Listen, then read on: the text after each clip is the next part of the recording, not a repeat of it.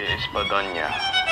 Ako ay isang pilay at bunga ng Kastila na nakarating sa Pilipinas sa paghahanap ng magandang kapalaran.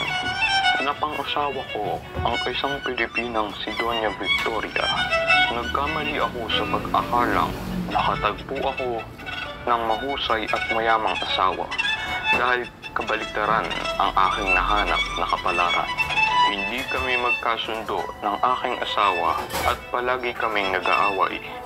Ako ay naghahanap buhay bilang isang quack doktor o nagpapanggap na doktor dahil wala akong lisensya.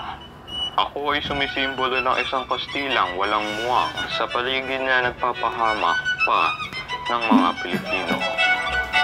Isa ako sa mga karakter na hindi kayang ipaglaban ang karapatan at ang tanging solusyon ay magtago.